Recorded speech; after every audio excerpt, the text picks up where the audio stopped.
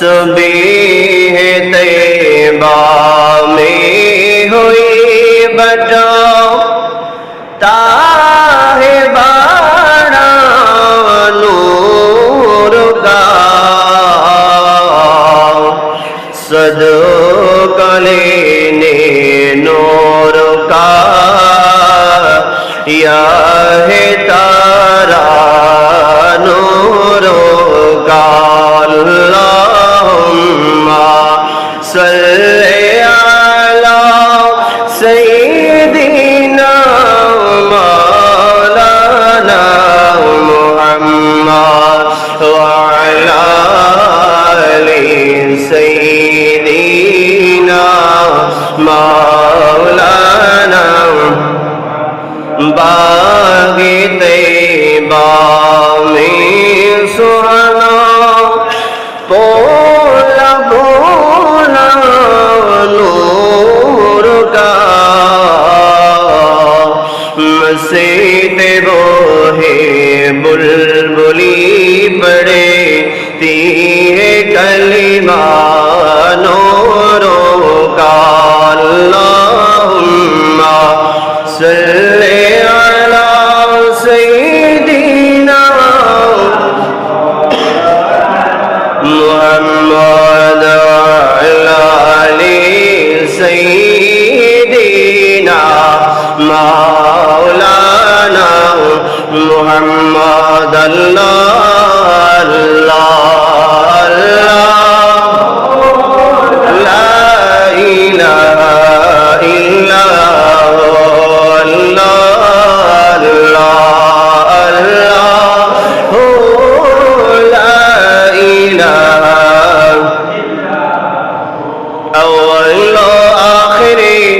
सब कुछ जाने देखे बैदो करीब गैबों की खबरी देने वाला अल्लाह का प्यारा रसूल नबी जी अल्लाह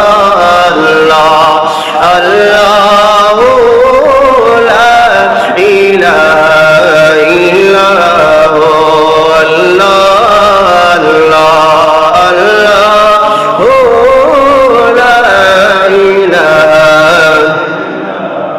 बिस्मिल्लाहिर रहमानिर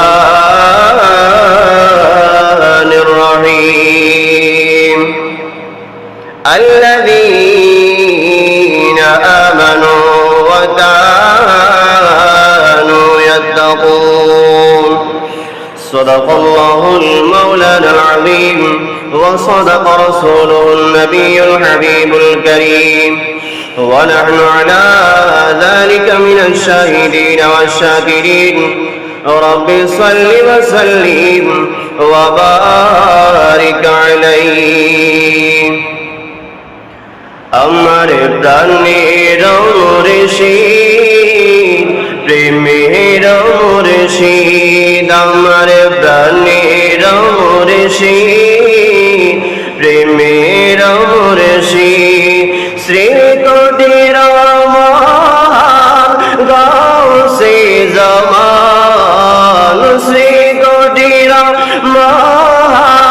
গাউসে জামান প্রাণের মুর্শিদ প্রেমের মুর্শিদ আমার প্রাণের মুর্শিদ প্রেমের মুর্শিদ তাহার নূরে ফয়েজতন আশিক কলবে কলবে তখন জারি হয় আল্লাহ রবে খোদার পথ চিনা তুমি গাউসে জামান খোদার পথ চিনা তুমি গাউসে জামান প্রাণের মুর্শিদ প্রেমের মুর্শিদ আমার প্রাণের মুর্শিদ প্রেমের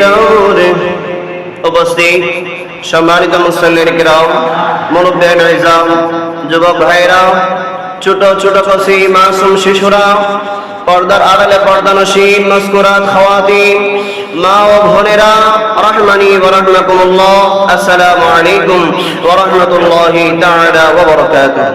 হে আল্লাহ পাক রব্বুল আলামিনের দরবারে আমরা লাখ কোটি বেশুমার শুকরিয়া আদায় করছি যে মহান মুনিব রব্বুল আলামিন আহকামুল হাকিমিন আমাদেরকে পবিত্র জিলকদ মাসের দ্বিতীয় জুমার নামাজ আদায় করার জন্য সুযোগ দান করেছেন, তৌফিক দিয়েছেন, হায়াত দিয়েছেন। সেই শুকরিয়াতে সকল উচ্চ আওয়াজে একবার বলি আলহামদুলিল্লাহ।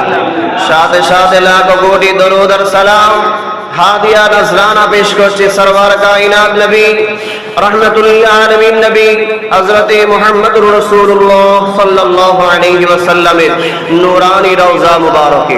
সম্মানিত হাজিরিন, আমরা আগের জুমায় আলোচনা করেছিলাম ইসলামের নারীর মর্যাদা নিয়ে।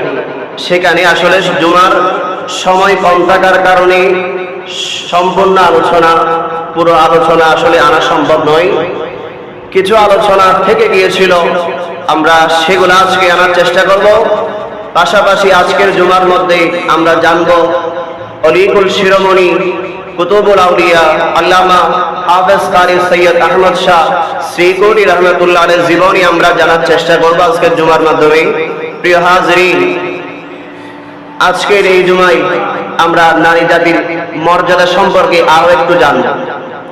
ইসলামের মধ্যে নারী জাতির সম্মান আল্লাহ বাড়িয়েছে। আমাদের মা বোনদের সম্মান বাড়িয়েছেন কে? আল্লাহ। আমাদের মা বোনদের সম্মান, নারী জাতির সম্মান, মহিলাদের সম্মান বাড়িয়েছে ইসলাম, বাড়িয়েছে আল্লাহ, বাড়িয়েছে আমার রাসূল, সর্বশেষ ইসলাম ধর্ম। ঠিক কি না? আমার ধর্ম। অন্য যত ধর্ম আছে, অন্য যত বর্ণ আছে, আপনি দেখবেন মহিলাদেরকে ছোট করা হয়েছে, তুচ্ছ তাচ্ছিল্য করা হয়েছে, খাটো করা হয়েছে। আল্লাহ রাসূলের কাছে একজন মহিলা এসে প্রশ্ন করতে লাগলো, ইয়া রাসূলুল্লাহ, ইয়া হাবিবাল্লাহ, আমরা মহিলারা মনে হয় পিছিয়ে পড়েছি। আজকের সময়ের আমাদের মা বোনদের অনেক প্রশ্ন এখানে আছে। ইয়া রাসূলুল্লাহ, আমরা ছেলেদের তুলনায়, পুরুষদের তুলনায় আমরা মনে হয় পিছিয়ে পড়েছি ইয়া রাসূলুল্লাহ। তো নবীজি বললেন, ও আমার মহিলা সাহাবা, কি কারণে এমনটা বলছো, কি সমস্যা হয়েছে? তখন ওই মহিলা তিনি বলতে লাগলেন, ইয়া রাসূলুল্লাহ, পুরুষ যারা আছে, ছেলে যারা আছে, তারা যুদ্ধের ময়দানে যুদ্ধ করতে যেতে পারে, তারা যুদ্ধের ময়দানে জিহাদ করতে যেতে পারে। ইয়া রাসূলুল্লাহ, আমরা পারি না। ইয়া রাসূলুল্লাহ, যারা পুরুষ তারা আমাদের দেশের চতুর্দিকে তারা সারা রাত জেগে জেগে আমাদের দেশটা পাহারা দেয়, মদিনা শরীফ পাহারা দেয়। ইয়া রাসূলুল্লাহ, আমরা তো পারি না। আরো একটা প্রশ্ন, ইয়া রাসূলুল্লাহ, ছেলেরা দিনের বেলায়, রাতের বেলায়, পুরুষরা মসজিদে এসে নামাজ পড়ে। ইয়া রাসূলুল্লাহ, আমরা তো পড়তে পারি না। মন ছোট করে বলেছে, প্রশ্ন করতেছে। তো নবীজি, আমরা তো এই কাজগুলা করতে পারি না, আমরা মনে হয় সওয়াব কম পাবো, আমরা মনে হয় ছেলেদের থেকে পিছিয়ে পড়বো। তখন নবীজি কি জবাব দিলেন দেখেন কত সুন্দর। আজকের আমাদের মা বোনদের যাদের প্রশ্ন আছে যে মহিলারা ঘরে থাকলে মনে হয় সব কিছু থেকে বঞ্চিত হবে, আসলে বঞ্চিত নয়। ইনাদেরকে ঘরের মধ্যে আল্লাহ সম্মান দিয়েছে, ইনাদেরকে পর্দার ভিতরে আল্লাহ সম্মান দিয়েছে।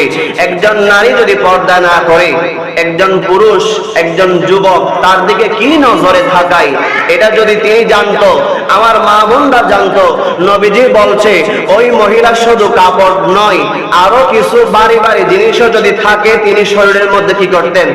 শরীরের মধ্যে পড়তেন, যেন মানুষ খারাপ ধারণা করতে না পারে, কুনজর দিতে না পারে। তাহলে আল্লাহর রাসূল সাল্লাল্লাহু আলাইহি ওয়াসাল্লামকে প্রশ্ন করা হলো, ইয়া রাসূলুল্লাহ, পুরুষরা জিহাদের ময়দানে যাই, আমরা যারা মহিলা আছি আমরা জিহাদের ময়দানে যেতে পারি না। ইয়া রাসূলুল্লাহ, আমরা তো সওয়াব পাবো না। পুরুষ যারা আছে তারা আমাদের থেকে অধিক পরিমাণে সওয়াব পাবে, তারা তো আমাদের থেকে এগিয়ে যাবে। নবীজি বলে, ওগো আমার মা বোন, তোমরা শোনো, যে মহিলা ঘরের মধ্যে তার সন্তান লালন পালন করবে সঠিকভাবে, নিজের সন্তানকে আল্লাহর আমানত হিসেবে, আল্লাহর দেওয়ার আমানত হিসেবে যে মা বোন ঘরের মধ্যে থেকে লালন পালন করবে, আল্লাহ রাব্বুল আলামিন ওই মা বোনের আমলনামায় জিহাদে যাওয়ার সওয়াব দান করবে। উচ্চ স্বরে বলুন সুবহানাল্লাহ। ঘরে করেছে কি? ছেলেদেরকে লালন পালন, ছেলেদের কাজকর্ম করেছে, ছেলেদেরকে পালন করেছে, লালন পালন করেছে। নবীজি বলছে আমার ওই মা বোনদেরকে আল্লাহ জিহাদের সওয়াব দেবে। উচ্চ সুরে বলুন না সুবহানাল্লাহ। ইয়া রাসূলুল্লাহ, যারা ছেলে আছে, যারা পুরুষ আছে, ওই সমস্ত পুরুষ তারা সারা রাত জেগে জেগে দেশকে পাহারা দেয়, তারা দেশের কাজে নিয়োজিত আছে। ইয়া রাসূলুল্লাহ, আমরা মহিলা, আমরা তো দেশ পাহারা দিতে পারি না। ওগো নবীজি, আমাদের মনে হয় ছেলেরা আমাদের থেকে এগিয়ে যাবে, পুরুষ জাতি আমাদের থেকে এগিয়ে যাবে। তখন আমার রাসূল বলে, ও আমার মা বোনরা শোনো, যে সমস্ত মা বোনেরা রাতের বেলায় জেগে জেগে সন্তানকে, আপনার সন্তানের কাজকর্ম করবে, সন্তানকে ঘুম পাড়াবে রাতে ঘরের বেলায়, আর কোনো কাজ না, শুধু একটা কাজ, যে সমস্ত মা বোন রাতের বেলায় ঘরে নিজের সন্তানকে ঘুম পাড়াবে, নিজের সন্তানকে নিজের কাছে নিয়ে ঘুম পাড়াবে, আল্লাহ রাব্বুল আলামিন ওই মা বোনের আমলনামায় সারা রাত জেগে জেগে জেগে দেশ পাহারা দেওয়ার মতো সওয়াব আল্লাহ দান করবে। মা বোনদেরকে কম দেয় নাই, আল্লাহ রাসূল কম দেয় নাই, আল্লাহ কম দেয় নাই।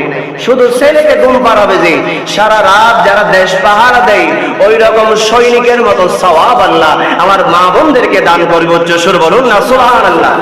প্রিয় হাজিরিন, দ্বিতীয় নম্বর, আমার মা বোনদের আরেকটা প্রশ্ন ছিল, ইয়া রাসূলুল্লাহ, ইয়া হাবিবাল্লাহ, আমরা তো ছেলেদের মতো মসজিদে গিয়ে নামাজ পড়তে পারি না।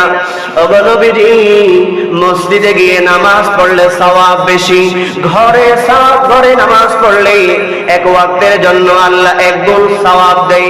আর যে সমস্ত মানুষ মসজিদে গিয়ে নামাজ পড়ে জামাতে আদায় করে, আল্লাহ তাদের আমলনামায় আল্লাহ জামাতের সওয়াব 25 থেকে 27 গুণ পর্যন্ত আল্লাহ বাড়িয়ে দেয় নামাজের সওয়াব।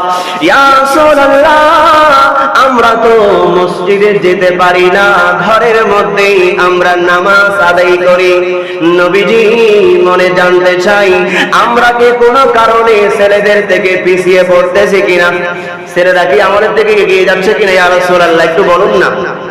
নবীজি বলতে লাগলেন, ও আমার মা বোনরা, তোমরা মন খারাপ করো না।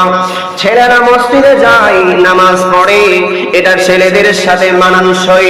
আর আমার মা বোন যারা আছে, ইনারা ঘরে নামাজ পড়বে। আল্লাহ এদের জন্য ঘরকে মসজিদ বানিয়েছে। আল্লাহ মা বোনদের জন্য ঘরের মধ্যে ইতিকাফকে আবশ্যক করেছে। কোন মা বোন মসজিদে ইতিকাফ থাকতে পারবে না, ঘরের মধ্যে ইতিকাফ করবে, ঘরের মধ্যে নামাজ পড়বে। নবীজি বলছে, ও আমার উম্মতের মহিলারা, যারা তোমরা ঘরে নামাজ আদায় করবে, মহিলা জাতি, মা জাতি, আমাদের বোন জাতি, আমাদের নারীরা যারা ঘরের মধ্যে 5 ওয়াক্ত নামাজ আদায় করবে, আল্লাহ ওই সমস্ত মা বোনদের আমলনামায় মসজিদে এসে নামাজ পড়ার সওয়াব দান করবে। সুবহানাল্লাহ। মসজিদে এসে আমরা যা সওয়াব পাবো, আল্লাহ ওনাদেরকে ঘরে সেই সওয়াব দেবে। আমরা জিহাদ করে যে সওয়াব পাবো, আল্লাহ ওনাদেরকে ঘরে খেদমত করে সেই সওয়াব দেবে।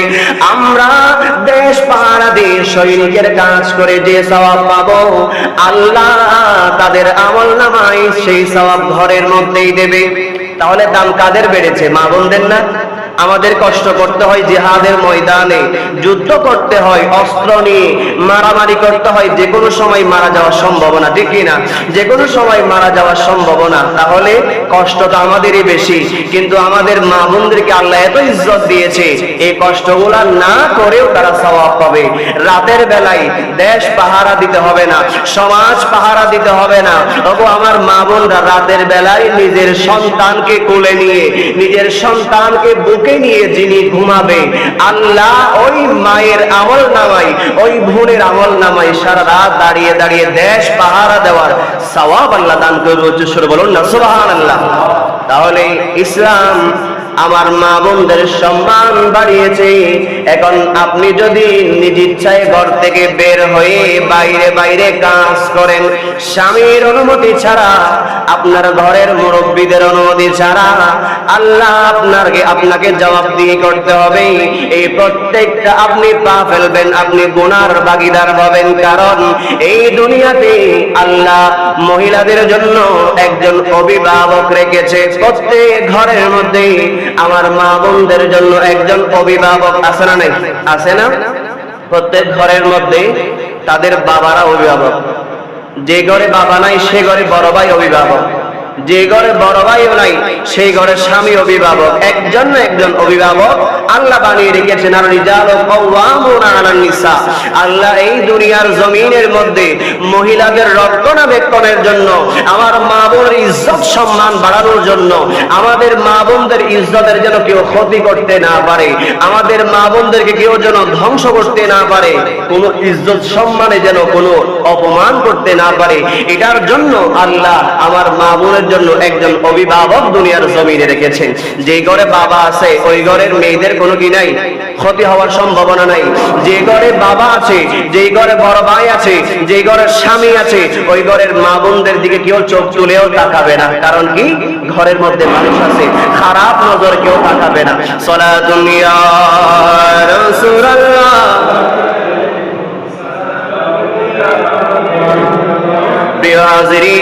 মুসনাদুশ শিহাবের মধ্যে একখানা হাদিস এসেছে। আল্লাহর রাসূল সাল্লাল্লাহু আলাইহি ওয়াসাল্লাম বলেন, আল জান্নাতু তাহতা আকদামিল উম্মাহাত। ও আমার উম্মতেরা শোনো, দুনিয়ার জমিনের মধ্যে প্রত্যেক সন্তানের জান্নাত হচ্ছে, প্রত্যেক সন্তানের বেহেশত হচ্ছে তার মায়ের পদতলে। আল জান্নাতু জান্নাত তাকদা আকদামিল উম্মাহাত, মায়েদের পদতলে সন্তানের বেহেশত। আল্লাহ কাকে দামি করেছেন? মাদের না? আল্লাহ কাকে দামি করেছেন? মাদের দামি করেছেন আল্লাহ এই দুনিয়ার জমিনের মধ্যে। এরপরেও যদি আমার মা বোনরা নিজেদের সম্মান না বোঝে, এটা বড় দুঃখের বিষয়। আর একটা হাদিসের মধ্যে আমরা দেখতে পাই, আল্লাহ রাসূল সাল্লাল্লাহু আলাইহি ওয়াসাল্লামের কাছে একজন সাহাবী এসে প্রশ্ন করতে লাগলো, ইয়া রাসূলুল্লাহ, এই দুনিয়ার জমিনের মধ্যে আমার কাছে সবচেয়ে দামি মানুষ কে দুনিয়ার মধ্যে? নবীজির কাছে এমন প্রশ্ন করার সাথে সাথেই নবীজি উত্তর দিলেন, ও আমার সাহাবায়ে কেরাম শোনো, এই দুনিয়ার জমিনের মধ্যে একজন মানুষের জন্য সবচেয়ে দামি মানুষ হচ্ছে তার মা। সবচেয়ে দামি মানুষকে তার মা। আবার প্রশ্ন করলেন, ইয়া রাসূলুল্লাহ, দ্বিতীয়বার কে? প্রথমবারে তো মা দামি মানুষ, দ্বিতীয়বার আবার প্রশ্ন করলেন, ইয়া রাসূলুল্লাহ, এরপরে কি? আমার নবীজি আবার বলতে লাগলেন, ও আমার সাহাবীরা, এই দুনিয়াতে তোমাদের সবচেয়ে দামি মানুষ হচ্ছে তোমাদের মা। উচ্চস্বরে বলুন না সুবহানাল্লাহ। তৃতীয়বার আবার প্রশ্ন করল, ইয়া রাসূলুল্লাহ, এই দুনিয়ার জমিনের মধ্যে আমার কাছে সবচেয়ে দামি মানুষকে, আমার কাছে সবচেয়ে মূল্যবান মানুষকে, আমার কাছে সবচেয়ে উত্তম মানুষকে? নবীজির কাছে প্রশ্ন করার দেরি নাই, আমার নবীজি বলে, ক্বালা উম্মুকা, ও আমার সাহাবায়ে কেরাম, এই দুনিয়ার জমিনের মধ্যে তোমাদের জন্য সবচেয়ে দামি মানুষ তোমাদের মা। উচ্চস্বরে বলুন সুবহানাল্লাহ। তিনবার বলেছে তোমাদের মা, তোমাদের মা, তোমাদের মা। তিনবার বলার পরে চতুর্থবার যখন আল্লাহর রাসূল সাহাবী জিজ্ঞেস করলেন, ইয়া রাসূলুল্লাহ, তিনবার জিজ্ঞেস করলাম, আপনি মাদের কথা বলেছেন, ইয়া রাসূলুল্লাহ, চতুর্থবার আবারও জিজ্ঞেস করছি, এই দুনিয়ার জমিনের পরে, এই দুনিয়ার জমিনের মধ্যে আমাদের কাছে সবচেয়ে দামি কে, আমাদের কাছে সবচেয়ে মূল্যবান কে? চতুর্থবার এসে আল্লাহর রাসূল সাল্লাল্লাহু আলাইহি ওয়াসাল্লাম বলেছেন, সুম্মা আবুকা, এই দুনিয়াতে মায়ের পরে, মায়ের পরে, মায়ের পরে কয়বার? তিনবার। মায়ের পরে, মায়ের পরে, মায়ের পরে তোমাদের কাছে সবচেয়ে দামি মানুষ যিনি, তিনি হচ্ছেন তোমাদের পিতা। উচ্চস্বর বলুন না সুবহানাল্লাহ।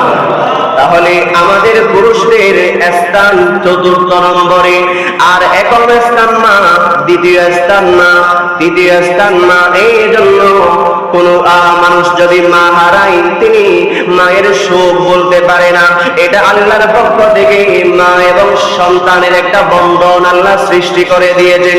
সন্তান যত চাই অনেক সময় বাবাকে ভুলে যেতেও পারে, কিন্তু মাকে কোনোভাবেই ভোলা সম্ভব হয় না। তিনি তেমন না। আমরা বৃদ্ধ হয়ে গেলেও আমাদের মাদের প্রতি আমাদের টান, আমাদের ভালোবাসা, আমাদের মোহাব্বত আগের মতোই আছে না নাই? মাদের আমরা এখন মহব্বত করি। আমাদের অনেকের মা কবরে শুয়ে আছে, কবরে থাকলেও এখনো কবরের পারে গেলে আমাদের চোখ দিয়ে পানি চলে আসে, হায় রে আমার মা আজকে কবরে শুয়ে আছে। এইভাবে আমাদের চোখে পানি চলে আসে। এই চোখে পানি চলে আসাটা সেটা আল্লাহর রাসূলের পক্ষ থেকে আমরা পেয়েছি, আল্লাহর পক্ষ থেকে আমরা পেয়েছি।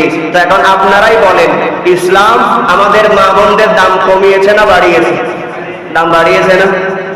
যে মা বোনদেরকে জীবন্ত কবর দেয়া হতো, জীবন্ত হত্যা করে ফুতে ফেলা হতো, সেই মাদের জন্য আজকে আমাদের চোখের পানি ঝরে। সেই মা কবরে শুয়ে থাকলে আমাদের অন্তর চূর্ণ বিচূর্ণ হয়ে যায়। সেই মাদের দাম আল্লাহ বাড়িয়েছেন, সেই মাদের দাম আল্লাহর রাসূল বাড়িয়েছেন। আজকে যে নারী সংস্কার কমিশন, আগের জুমায় বলেছিলাম, এনারা অনেকগুলা আপনার আপত্তিকর ইসলাম বিদ্বেষী কিছু প্রস্তাব তারা সরকারের কাছে দিয়েছে, যেন এগুলো সমাজের মধ্যে বাস্তবায়ন করা হয়। এই বাংলাদেশের জমিন এটা ইসলামের ভূমি, এটা 90% উপরে মুসলমানের দেশ। এমন একটা দেশে যদি এরকম কিছু বাস্তবায়ন করা হয় তাহলে দেশের মধ্যে আগুন লেগে যাবে। এমন একটা আপত্তিকর কিছু বিষয় যারা এনেছে, আমি বলছি না, আগের যুগে কিছু বলেছিলাম যে যারা খারাপ কাজ করে, জেনার কাজ করে, এরকম কিছু মহিলা আছে না নাই? এগুলা গ্রামে কম কিন্তু শহরে বেশি। এইরকম মহিলাদেরকে সার্টিফিকেট দেওয়ার কথা বলা হচ্ছে।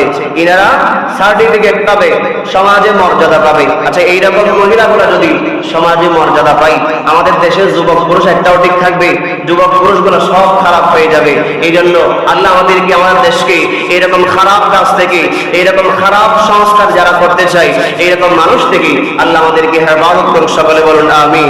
সালাতুন ইয়া রাসূলুল্লাহ আলাইকুম সালাম ইয়া। প্রিয় হাজিরিন, আগামীকাল শনিবার আমাদের চট্টগ্রামের জমিনে সবচেয়ে বেশি যিনি ইসলামের খেদমত করেছেন, সুন্নিয়তের খেদমত করেছেন, হুজুর আল্লামা সৈয়দ আহমদ শাহ শ্রীকোটি রাহমাতুল্লাহ আলাইহি, যিনি বর্তমান জামিয়া আহমদিয়া সুন্নিয়া কামিল মাদ্রাসা প্রতিষ্ঠা করেছেন। এত বড় সুন্নিয়তের মার্কাজ আমরা পেয়েছি। এই পাওয়ার পেছনে ইনারা কি কি অবদান রেখেছে আমরা অনেকেই জানি না। আজকের এই যুগে যেখানে দরুদ শরীফের বিরোধিতা করা হয়, নারায়ে রিসালাত স্লোগানের বিরোধিতা করা হয়, ইয়া নবী সালাম আলাইকার বিরোধিতা করা হয়, এমন সময় আপনি একটু কল্পনা করুন, আজকের এই দিনে জামিয়া নাই, জামিয়ার কোনো অস্তিত্ব নাই। এমন যদি হয়, বর্তমান সুন্নিয়তের কি অবস্থা হবে? আজকে আমরা যে মিম্বরে দাঁড়িয়েছি, আমাদের থেকে অনেক যোগ্য আলেম জামিয়া থেকে বের হয়ে এই স্থানে দাঁড়িয়েছে। আমরা তো নগণ্য খাদেম, আমরা তো নগণ্য গোলাম, এখনো শিখছি, আরো অনেক শিকার পথ বাকি আছে। এখান থেকে বের হয়েছে আল্লামা উবাইদুল হক নাঈমী রাহমাতুল্লাহ আলাইহি শাইখুল হাদিস, আবুল কাসেম ফজলুল হক শাইখুল হাদিস, হুজুর আল্লামা জালালউদ্দিন আল কাদেরী রাহমাতুল্লাহ আলাইহি, হুজুর আল্লামা ইবনে জলিল আল কাদেরী রাহমাতুল্লাহ আলাইহি, শুরু করে বড় বড় জগৎ বিখ্যাত মুহাদ্দিস শুধু জামিয়া থেকে বের হয়েছে। ইনারা শুধু বাংলাদেশে নয়, বাংলাদেশের বাইরে উপমহাদেশে এনাদেরকে সবাই চিনে জানে। এত বড় বড় আল্লাহর হাসিগণ এই জামিয়া থেকে বের হয়ে বর্তমানে জামিয়াতে প্রতিদিন দরস দিচ্ছে। আল্লামা ওয়াসিউর রহমান আল কাদেরী, সুলাইমান আনসারী, মাদাজিল্লাহুল আলী, এইভাবে অসংখ্য অগণিত আপনার ওলিয়ে কামেল, আল্লাহর উলামায়ে কেরাম এখান থেকে বের হয়েছে। তো এই জামিয়াটা কেমনে আসলো আমরা একটু জানবো। হুজুর আল্লামা সৈয়দ আহমদ শাহ শ্রীকোটি রাহমাতুল্লাহ আলাইহি, তিনি 1937 সালে বার্মা থেকে আমাদের এই দেশে আগমন করে চট্টগ্রামে, এনাকে আনার জন্য বেশি কাজ করেছেন আব্দুল খালেক ইঞ্জিনিয়ার সাহেব, বর্তমান দৈনিক আজাদী পত্রিকা। আজাদী পত্রিকার নাম শুনেছেন না? এই আজাদী পত্রিকা যিনি প্রতিষ্ঠা করেছেন, আজাদী পত্রিকার প্রতিষ্ঠাতা, ইনি হচ্ছেন আব্দুল খালেক ইঞ্জিনিয়ার সাহেব। ইনি বার্মাতে যেতেন ব্যবসার কাজে, তো তিনি মুরিদ হয়েছেন হুজুর আল্লামা সৈয়দ আহমদ শাহ শ্রীকুটি রহমতুল্লাহ আলাইহ। সেখানে যাওয়ার পর হুজুরকে বলতেন, হুজুর আমার বেশি মনে চাই আমি আপনাকে একটু বাংলাদেশে নিয়ে যাব, আমাদের চট্টগ্রামে আমি আপনাকে একটু নিয়ে যাব। এইভাবে একবার, দুইবার, তিনবার, অনেকবার আবেদন নিবেদন করার পরে হুজুর রাজি হলো। আর অনেকে ছিলেন ওই সময়ের মধ্যে, আরেকজন ছিলেন নুরুল ইসলাম সওদাগর। এই মানুষগুলা এই সময়ের জন্য বড় একজন আল্লাহর বলি। ইনারা যে খেদমত করেছেন, জামিয়ার জন্য জায়গা দিয়েছে, জামিয়ার জন্য পুকুর দিয়েছে, জামিয়ার জন্য রড, বালু, সিমেন্ট যা যা প্রয়োজন ছিল ওই সময়ে কেউ দাঁড়ায় নাই। ইসলামের পক্ষে, সুন্নিয়তের পক্ষে ইনারাই প্রথম দাঁড়িয়ে এত বড় একটা মার্কাজ প্রতিষ্ঠা করার জন্য ইনারাই এগিয়ে এসেছেন। একটু সাপোজ আজকের অবস্থান চিন্তা করেন। এখন আজকে 2025 সাল, বর্তমান এই সময়ে দেখেন তো সুন্নিদের অবস্থান, আমাদের অবস্থান কেমন, একটু কষ্টকর না? আমাদের অবস্থান একটু কষ্টদায়ক। আমাদের যেদিকে যাচ্ছি আমাদের কাজগুলা কোনোভাবে হচ্ছে না, আমরা বৈষম্যের শিকার হচ্ছি। আজকে যে বৈষম্যের শিকার হচ্ছি এটা আগে আরো বেশি ছিল। 1937 সাল, ওই সময়ে সুন্নিয়ত আরো কঠিন ছিল, জামিয়া ছিল না, এত বেশি বেশি আলেম ছিল না। আজকে প্রত্যেক গ্রামে গ্রামে মসজিদের মধ্যে আপনি জামিয়ার ছাত্র একজন হলেও পাবেন, কিন্তু 1937 সালে একটা জামিয়ার ছাত্র পাওয়া যেত না, কারণ জামিয়া তখন হয়ই নাই। তাহলে ওই সময়ে সুন্নিয়ত বড় কঠিন ছিল। সুন্নি বলার জন্য কোন মানুষ ছিল না। একজন মানুষ এই চট্টগ্রাম তথা বাংলার জমিনের মধ্যে শানের রিসালাতের পক্ষে, ইয়া নবী সালাম আলাইকার পক্ষে নিজের জীবন উৎসর্গ করে করে মাঠে ময়দানে কাজ করেছেন তিনি আল্লামা আজিজুল হক শের বাংলা রহমাতুল্লাহ আলাইহি। ওই সময়ে প্রতিটা মাহফিলে মাহফিলে রাত্রে হেঁটে হেঁটে মাহফিলে সুন্নিয়তের প্রচার ও প্রসার করেছে। আজকে আমরা সহজে সুন্নিয়ত পেয়ে গেছি, না হলে এমন হতো যে আমাদের এই সমাজে আমরা জিয়ারত করতাম না। এই হুজুর যদি না আসতো, শের বাংলা রহমতুল্লাহ আলাইহি যদি না আসতো, সৈয়দ আহমদ শাহ শ্রীকুটি যদি না আসতো, গৌসুল আজম আহমদুল্লাহ আল মেজবান্ডারি যদি এখানে না আসতো, আমরা এটা আমাদের পাশে কবরস্থান, আমরা জিয়ারত করতাম না, এমন অবস্থা হতো। আমরা দোয়া করতাম না, আমরা ফাতিহা দরুদ করতে পারতাম না, আমাদের এই সমাজে জায়নাজার নামাজের পরে আমরা হাত তুলে দোয়াও করতে পারতাম না। অনেক বিষয় এরকম বলতে গেলে অনেক বিষয় আমরা জিনাদের কারণে পেয়েছি। তার মধ্যে একজন হুজুর আল্লামা সৈয়দ আহমদ শাহ শ্রীকুটি রহমাতুল্লাহ আলাইহি সুদূর বার্মা থেকে বাংলাদেশের জমিনে প্রথম আসলেন, তাও 1937 সালে। আসার পরে আসা যাওয়ায় কয়েক বছর হয়। 1949 সালে তিনি বাসখালী একটা দাওয়াত নেই। 1949 সালে ওই দিন তিনি 4টা প্রোগ্রাম ছিল, একটা বাসখালী, একটা টয়টং, এইভাবে ফেকুয়া করে 4টা প্রোগ্রাম ছিল। বাসখালীর প্রোগ্রামটা ছিল আসরের পরে, আসরের নামাজের পরে তিনি কিছুক্ষণ আলোচনা করবেন, সবাইকে নিয়ে দোয়া মোনাজাত করে তিনি আরেক জায়গায় যাবেন। আসরের নামাজের পরে হুজুর আলোচনা করার জন্য ওই বাসখালীর জমিনের মধ্যে যখন মঞ্চের মধ্যে আসলেন, হুজুরকে দেখার জন্য হাজারো হাজারো মানুষ ওই সময়ে চতুর্দিক থেকে এসেছে। এখনো আমাদের দেশে দেখবেন হুজুরকে যখন পাকিস্তান থেকে আসে, যারা চিনে না তারাও দেখার জন্য যায়, যারা কোনোদিন দেখে নাই ইনারাও জামিয়াতে যাই হুজুরকে এক নজর দেখার জন্য। ওই সময়ে প্রথমবারের মতো হুজুর বাসখালীর জমিনের মধ্যে গেলেন মাহফিল করার জন্য, দ্বীনি জলসা করার জন্য, তালিমি জলসা করার জন্য। হুজুর যখন বয়ান শুরু করবে, বয়ান শুরুর আগে আমরা যে বলি ইন্নাল্লাহা ওয়া মালাইকাতাহু ইউসাল্লুনা আলান নবী ইয়া আইয়ুহাল্লাযীনা আমানু সাল্লু আলাইহি ওয়া সাল্লিমু তাসলিমা, এটা বলার পরে আমরা দরুদ শরীফ পড়ি।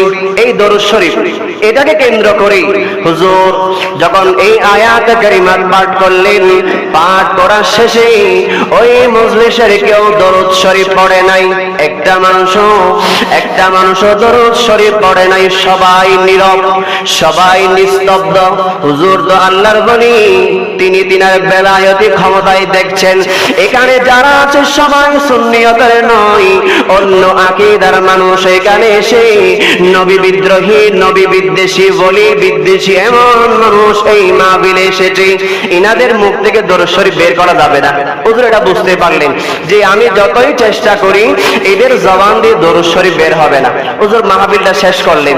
এই মাহফিল শেষ করি ওই রাতেই হুজুর চট্টগ্রাম শহরে আসলেন। আসার পরে হুজুরের যারা মুরিদ ছিলেন এগুলো বড় বড় মানুষ ছিল, একটাও গরিব ছিল না, এগুলা বড় বড় মানুষ ছিল, বড় বড় আপনার ব্যবসায়ী, বড় বড় খানদানি মানুষ। তার মধ্যে একজন হচ্ছে আব্দুল খালেক ইঞ্জিনিয়ার রহমতুল্লাহ আলাই, নুরুল ইসলাম সওদাগর রহমতুল্লাহ আলাই, তারপরে হচ্ছে আপনার নূর মোহাম্মদ আল কাদের রহমতুল্লাহ আলাই, বড় বড় মানুষ। ইনাদেরকে সবাইকে নিয়ে হুজুর রাতের বেলায় মিটিং এ বসলেন। এই মিটিং জামিয়া করার মিটিং, এই মিটিং চট্টগ্রামের জমিনে নারায়ে রিসালাত স্লোগান দেওয়ার জন্য যে একটা সংগ্রাম, এই সংগ্রাম বাস্তবায়ন করার মিটিং ছিল। আজকের এই বাংলার জমিনে সবার মুখে মুখে দরুদ ও সালাম প্রচার করার মিটিং ছিল। এই মিটিং এর মধ্যে হুজুর সভাপতি হিসেবে কথা বলা শুরু করলেন। ও আমার মুরিদ, তোমরা আমাকে অনেক কষ্ট করে বার্মা থেকে এখানে এনেছো, আমাকে আনার পরে আমি দেখতে পেলাম এখানে কারো মুখে কোনো দরুদ শরীফ বের হয় না। যে জাতি দরুদ শরীফ পড়ে না আল্লাহ তাদের উপরে রহমত বর্ষণ করে না, যে জাতি দরুদ পাঠ করে না ওই জাতির উপরে আল্লাহর রহমত উঠে যায়। ও আমার মুরিদ, আমি চাই এই বাংলাদেশের জমিনে প্রত্যেকটা ঘরে ঘরে দরুদ শরীফের বাণী পৌঁছে যাবে, প্রত্যেকটা মুখে মুখে দরুদ শরীফ পৌঁছে যাবে। একটা সময় যারা দরুদ শরীফ পড়তো না তারাও এখন দরুদ শরীফ পড়ে। কেমনে জানেন? সুর দিয়ে না, আল্লাহুম্মা সাল্লি আলা সাইয়্যিদিনা মুহাম্মাদিন ওয়া আলা আলি সাইয়্যিদিনা মুহাম্মাদিন ওয়া বারিক ওয়া সাল্লিম। এটাও কম কি? আগে তো একেবারেই পড়তো না, এখন সুর দিয়ে না পড়লে এমনি হলেও পড়ে।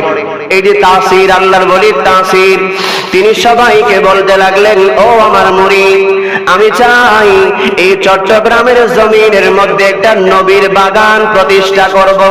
এই বাগান সাধারণ কোনো বাগান হবে না, এই বাগান থেকে নবীর আপনার ফুল বের হবে, নবীর বাগানের পুষ্প বের হবে, যে বাগান সারা বাংলার জমিন আপনার ফুলের গন্ধে সুবাসে আলোকিত করে ফেলবে। তখন তিনি প্রস্তাব রাখলেন, ও আমার মুরিদরা, আমি তোমাদের কাছে একটা প্রস্তাব রাখছি, তোমরা আমার প্রস্তাবটা শোনো। এমন একটা জায়গা তোমরা মাদ্রাসার জন্য দেখো যেটা শহরও হবে না, শহর বে নাও, গাঁও বে নাও, এটা গাঁও হবে না মানে গ্রামও হবে না, শহরও হবে না, দুইটার মধ্যবর্তী স্থান তোমরা দেখো। এমন একটা স্থান খুঁজতে খুঁজতে খুঁজতে 1954 সালে জায়গাটা পাওয়া যায়। 1954 সালে, তখন বাংলাদেশ স্বাধীন হয় নাই, তখন বাংলাদেশ আর পাকিস্তান কি ছিল? একসাথে ছিল। 1954 সাল। এই 1954 সালে হুজুরকে যখন বলা হলো, হুজুর আমরা জায়গা পেয়েছি, এত সুন্দর একটা জায়গা, আপনি যদি একটু কষ্ট করে আসতেন। নুরুল ইসলাম সওদাগর রহমতুল্লাহ আলাইহি তিনি হুজুর কেবলাকে হাতে ধরে ধরে যখন এই বর্তমান জামিয়া ফাসলাইস যে জায়গার মধ্যে আছে সেই জায়গার মধ্যে নিয়ে যাওয়ার পরে রাস্তা থেকে হুজুর দাঁড়িয়ে দেখতেন, ওই জায়গাটা দেখলেন, দেখার পরে হুজুর মুস্কি হাসি দিলেন। ওনারা বলছেন এই বাংলাদেশে আনার পরে হুজুরের হাসি আমরা দেখি নাই, বাংলাদেশে আসার পরে হুজুরের মুখ সব সময় চিন্তিত ছিল, হুজুরের মুখ সব সময় কালো ছিল। জামিয়ার স্থানটা দেখার পরে, জামিয়ার ময়দানের মাঠটা দেখার পরে আমার হুজুর কেবলার নূরানি চেহারা দিয়ে আমরা একটা মুস্কি হাসি দেখতে পেয়েছি। উচ্চ সুরে বলুন না সুবহানাল্লাহ। হুজুর কেবলা এসেছেন এবং তিনি বলছেন, এই জায়গা, এখান থেকে আমি আমার রাসূলের বাগানের খুশবু পাচ্ছি, এখান থেকে আমি এলমের খুশবু পাচ্ছি।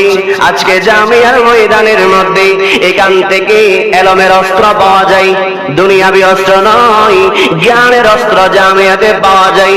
এই অস্ত্র যত বাতিল ফিরকা আসুক না কেন সামনে দাঁড়ানোর কোনো সুযোগ নাই। ইমানের অস্ত্র জামিয়াতে পাওয়া যায়, আকীদার অস্ত্র জামিয়াতে পাওয়া যায়। এই জামিয়ার জন্য হাজারো মা তাদের সন্তানকে কুরবান দেওয়ার জন্য তৈরি আছে। উচ্চ স্বরে বলুন সুবহানাল্লাহ। বাংলাদেশে আপনি আর কোন মাদ্রাসার জন্য এমনটা পাবেন কিনা সন্দেহ, কিন্তু জামিয়ার জন্য এমন এমন মহিলারা আছে যারা নিজের সন্তানকে পর্যন্ত কুরবান দিতে রাজি। কারণ একটাই, এই জামিয়ার কাছে গিয়ে আপনি একটা সালাম দিবে, আমার হুজুর কিবলা বলে জামিয়া সালামের জবাব পর্যন্ত দেয়। উচ্চ সুরে বলুন না সুবহানাল্লাহ। এই জামিয়া জিন্দা, জামিয়াকে যারা সালাম দেয় জামিয়া সালামের জবাব পর্যন্ত দেয়। আল্লাহর রাসূলের নূরানি নিগাহে করম, নজরে করম এই জামিয়ার উপরে আছে। এই জন্যই তো আমার আজিজুল হক শের বাংলা আল কাদেরী রাহমাতুল্লাহ আলাইহি তিনি জামিয়ার জন্য দোয়া করেছেন। কেমন দেখেন, আজ বারাই আহলে সুন্নাত মাদ্রাসা কর দাবেনা বাহরে ইস্তিসাল ওয়াহাবি গশত দিরে বেখতা জামিয়া আহমদিয়া সুন্নিয়া নাম মশবেদা ইয়া ইলাহি জিন্দা দারশ তাবকায়ে আসমা। ও সুন্নি জনতা, সুন্নি এলাকার মানুষ, সুন্নি ভাইরা, আমার হুজুর কিবলা এই বাংলার জমিন এমন একটা প্রতিষ্ঠান করেছেন যেটা বাতিলের জন্য তরবারি স্বরূপ, যেটা বাতিলের জন্য যারা বদ আকীদা ধারণ করে তাদের জন্য এটা ধারালো তরবারি, এটা ধারালো তীর। এই প্রতিষ্ঠানের নাম কি জানো? জেনে রেখো, জামিয়া আহমদিয়া সুন্নিয়া নাম মশবেদা। এটা ফার্সি। উনি দেওয়ানে আজিজের মধ্যে এই ফার্সি শেয়ার লিখেছেন, কবিতা লিখেছেন। নাম মশবেদা, এটার নাম হচ্ছে জামিয়া আহমদিয়া সুন্নিয়া। ইয়া ইলাহি, আমি শেরে বাংলা দোয়া করছি, ওগো আল্লাহ, ইয়া ইলাহি, হে আল্লাহ আপনি আমার দোয়াটা কবুল করুন। জিন্দা দারশ তাবকায়ে আসমা। আল্লাহরই যতদিন কিয়ামত কায়েম হবে না, যতদিন আল্লাহ কিয়ামত সংগঠিত করবেন না, আল্লাহ আপনি ততদিন জামিয়াকে সহিহ সালামতে রাখুন। আল্লাহ জোরে বলুন সুবহানাল্লাহ। যতদিন কিয়ামত হবে না, আল্লাহ আমি শেরে বাংলা দোয়া করছি জামিয়াকে আপনি ততদিন পর্যন্ত জারি রাখুন। নারায়ে রিসালাত বলার জন্য, নবীর শান-মান বলার জন্য, গুস্তাখে রাসূলের বিরোধিতা করার জন্য, আল্লাহর রাসূলের পক্ষে থাকার জন্য, আমার আল্লাহর শান-মান বর্ণনার জন্য, আপনার প্রত্যেকটা আকীদা ঈমান আকীদার ব্যাপারে দৃঢ় থাকার জন্য এই জামিয়া আমাদের জন্য মহামূল্যবান অস্ত্র হিসেবে কাজ করবে। উচ্চ স্বরে বলুন সুবহানাল্লাহ। সালাতুন ইয়া রাসূলুল্লাহ।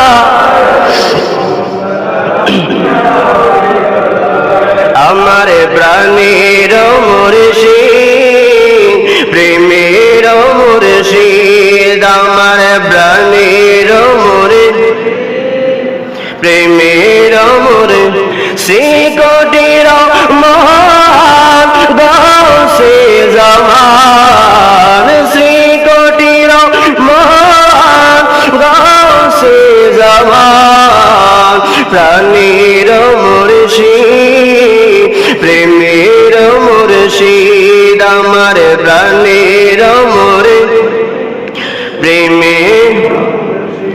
আধার যুগে মানুষ যখন যাচ্ছিল ফিরে, পথহারাদের তুমি মুর্শিদ পথ দেখালে, না দেখারি বিরহী কাঁদকে সাদা মনে, প্রাণের মুর্শিদ, প্রেমের মুর্শিদ, আমার প্রাণের মুর্শিদ।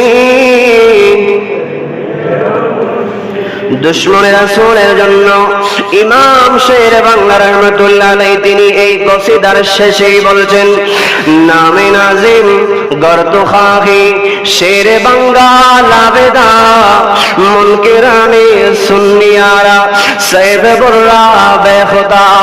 ও দুনিয়ার যত বাতিল ফিরকা আছো তোমরা শুনো, এই কসিদা যিনি লিখেছেন তিনি হচ্ছেন শেরে বাংলা, বাংলার সিংহ, তিনি নিজেই বলছেন, হুজুর আল্লামা আজিজুল হক শের বাংলা রহমাতুল্লাহ আলাইহি বলছেন, এই শের যিনি লিখেছেন তিনি হচ্ছেন শেরে বাংলা, যিনি সুন্নিয়ত মতাদর্শকে যারা অনুসরণ করে, সুন্নি মতাদর্শকে যারা অনুসরণ করে তাদের পক্ষে, আর যারা আহলে সুন্নাত ওয়াল জামাতের বিরোধিতা করে, আমি শেরে বাংলা তাদের জন্য ধারালো তীরের মতো কাজ করি।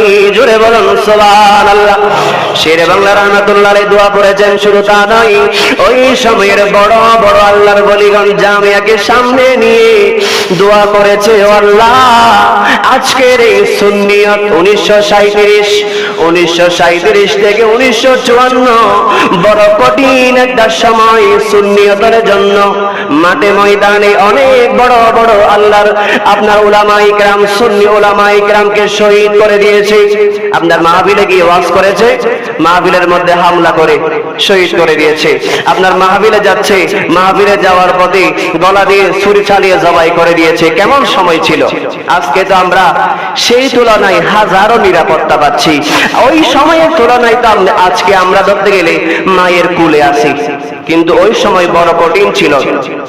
জামিয়া হওয়ার পরে আপনার প্রথমেই এটা আপনার দরসে নিজামি ছিল।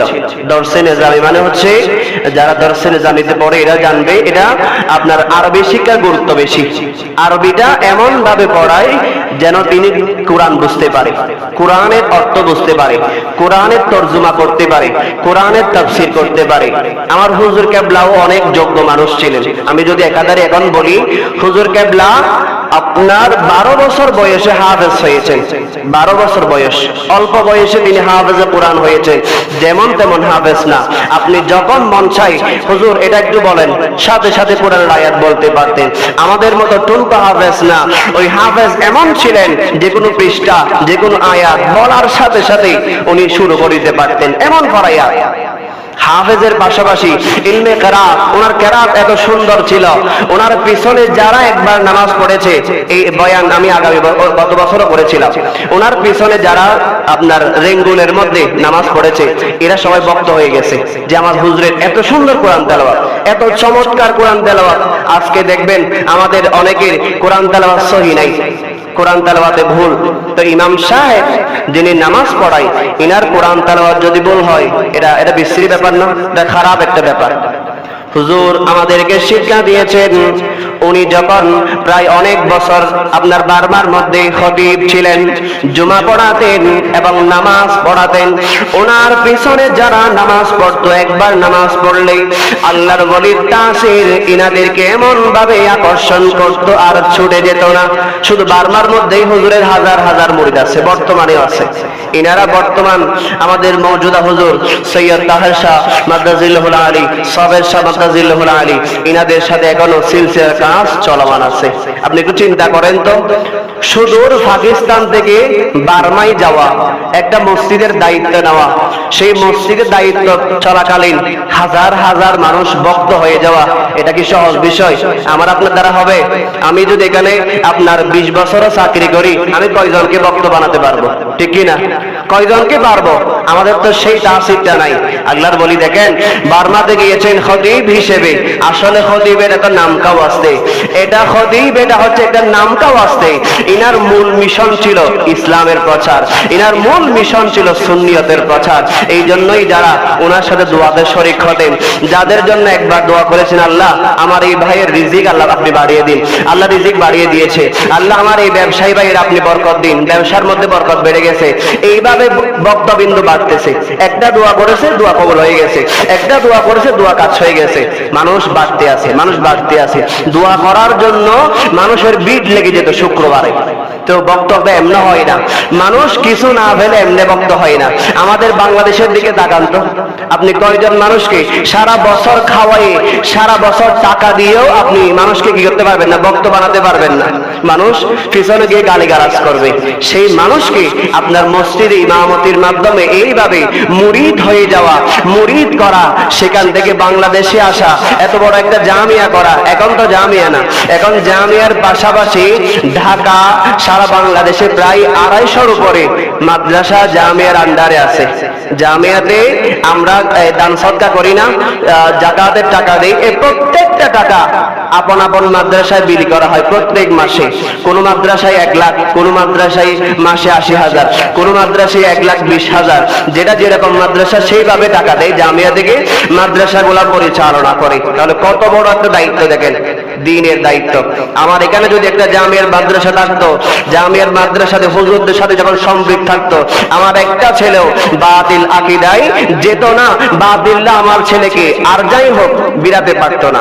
জামিয়ার সোহবত, জামিয়ার ছাত্ররা যেখানে যাবে, অনেক ছাত্র আছে জামিয়াতে পড়ে জামিয়ার গুণগান না করে জামিয়ার বদনাম করে, এমন ছাত্র আছে। কিন্তু যারা প্রকৃত জামিয়া থেকে জ্ঞানের শিক্ষা পেয়েছে, এনারা জামিয়ার পক্ষেই কাজ করে, হুজুর কেবলার পক্ষেই কাজ করে, আল্লাহর রাসূলের সাহাবা ইকরামের পক্ষে কাজ করে। আগামীকাল উরুস শরীফ, আপনাদেরকে আমি দাওয়াত দিচ্ছি জামিয়া আহমদিয়া সুন্নিয়া আলিয়া মাদ্রাসার ময়দানে আগামীকাল হুজুর কেবলার উরুস শরীফ।